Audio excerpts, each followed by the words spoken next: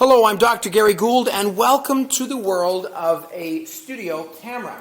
We're going to be doing this in glorious three-dimension. So, sorry about the sound. It's going to be a bit hollow because I'm in the studio and I will talk as clearly as I can. There are three cameras in this particular studio, two here against the wall, and the Hitachi, which I have rolled out here. Now, the first thing I'm going to show you is how compressed it is. This base is called a pedestal. A pedestal. There's different types of pedestals. You'll see from the other cameras behind you. There's a Vinton, which is a different type of ped, and then another, I think this is also Vinton to the right, a different model. These are the more expensive ones, but it does have the seal of approval from the Guild of Television Camera People.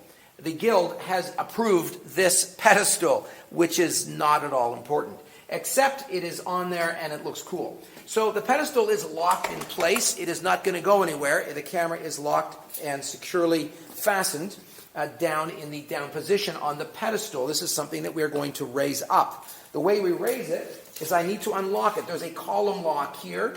I'm going to unlock it here using my incredible strength. It's actually not hard to push. I'm going to lock it here, but it still doesn't go up because there's actually two column locks on this particular pedestal, one over here.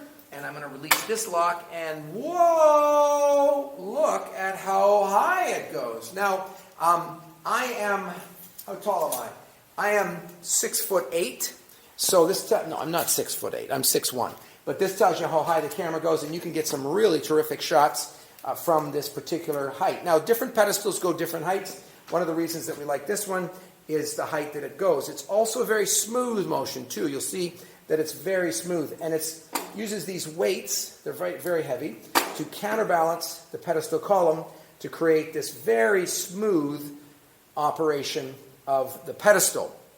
Typically, what you will do, most camera people will find their comfortable height. So this one's pretty good for me. Before I actually talk to about the camera, I want to talk to you about the front part. And this is called, actually here, I'll show you something else with the pedestal. You can actually drive this thing, and I'm going to drive it a little bit further away. This tape here, there's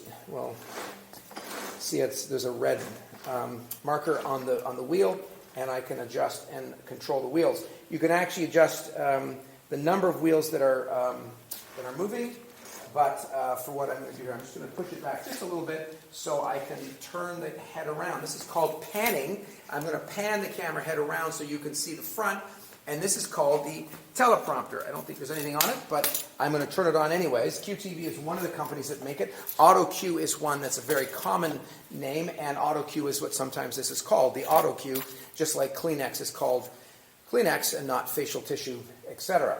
So this particular piece of glass, this is a good size glass, industry standard, a nice width so that there's lots of room for the script to come up. This is actually unplugged, so we're not going to actually get anything out of this. But what would happen is the words would come up on here. You can actually see that with my clipboard, right? And then the camera is shooting through one-way mirror, one-way glass, so it's shooting through. It doesn't see the words, but if you are reading it, you can actually read off that, and it'll be in much larger font, so you can actually read it. Typically, it's white text on a black background.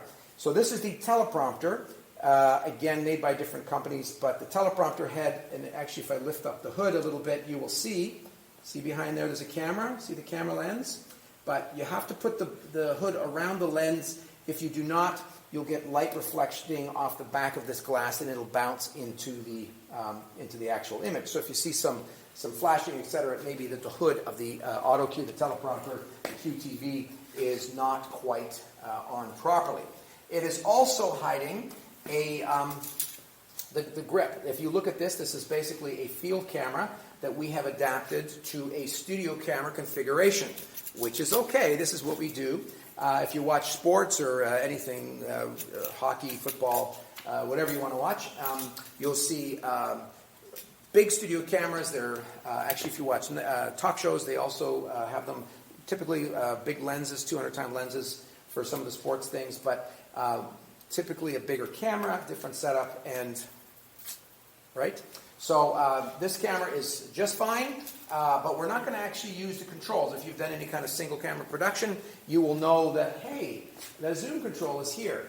No. So what we're doing is we have, as I said, configured it. We've got it mounted onto the pedestal. And if I pan the camera around again, watch which way the cord will go. Let's take it around this way. You will see on this side that the focus, I will show you the focus and the zoom. There's actually cables that go into the lens. The lens is actually designed to take, to be able to take an input, a cord input, and so I'm able to, through, let's see if this laser pointer works, right in here. I don't know if you can see that in 3D. Let's actually move you a little closer. So I'm going to bring it in a little bit closer. Whoa, look at this, out of control. I think it's just steering on the one wheel right now, but anyways, you'll get the point. So you can see here that right in here, the cords plug in. One is your zoom control and one is your focus. So if I turn the focus ring, you will see it's focusing. I don't need to manually focus, and you shouldn't actually manually focus because you can actually sometimes damage the threading on the lens mount. And then the zoom control is on this side, and you can see the zoom ring changing here. Again, please do not touch the zoom here.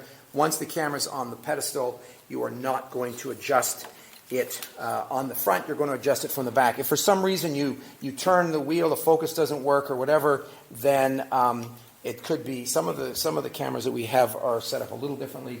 There's a kind of an adapter that will adjust the focus and the zoom, but these ones are very, very good. This is a Canon focus setup right here. Okay, and again, we want the hood to cover up the lens just so that there's no light bleed from the back of the camera into the teleprompter, which will then, as I said, bounce back. There's these beautiful headphones on every camera that we have.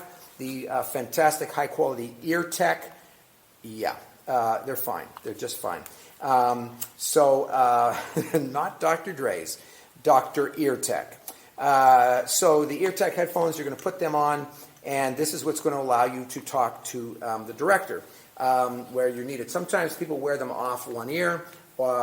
Typically, that's not a bad way of doing it. Sometimes what happens is that people put on both ears and they talk to the director. They often talk too loud because they're trying to talk over the sound of the control room, and then I got the shot, and then it'll come out through the studio.